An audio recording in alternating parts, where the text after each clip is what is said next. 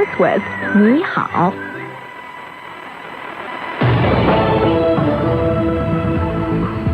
This is CGTN Radio. Hear the difference.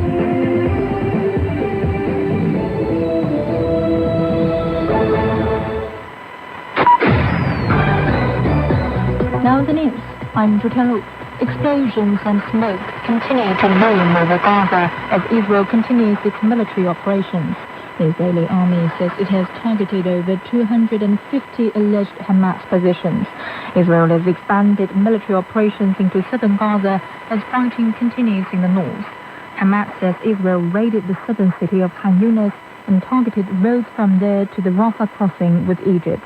Israeli Prime Minister Benjamin Netanyahu says operations in Khan Yunis will continue for one more month.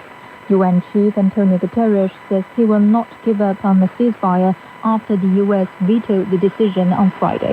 Philip Crowther has more from Jerusalem. There's already heavy fighting across Gaza at this point, and that includes in the northern part of the Gaza Strip around Gaza City, an area where Israeli ground troops already entered all of 6 weeks ago, but there is still heavy Hamas resistance in that area. Now, when you look at the south of the Gaza Strip, that is where Khan Yunis is. It's the second largest city in the Gaza Strip, and that is where street fighting is happening as well. Ground troops from the Israeli military entered there earlier this month.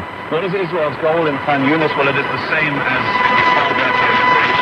it started on the 8th of October, that is to destroy Hamas essentially, to remove Hamas from power. At the same time, of course, also trying to rescue those over 130 hostages that are still being held by Hamas in the Gaza Strip.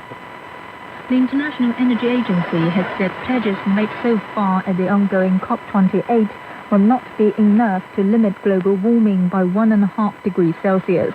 The agency says it will only reduce energy-related greenhouse gas emissions by 30% of what is needed by 2030. This follows the announcement of a draft document to phase out fossil fuels at the summit in Dubai. So far, 130 countries have agreed to triple renewables and double the rate of energy efficiency improvements, while 50 oil and gas companies have agreed to cut out methane emissions and eliminate routine flaring by 2030.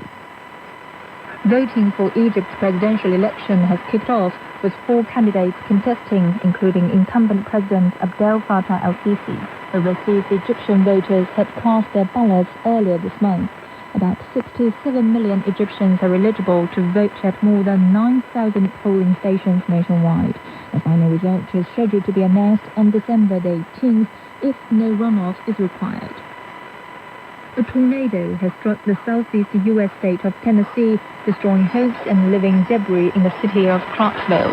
Residents have been asked to stay off the roads as extensive damage is assessed for risks. Some regions are left without power.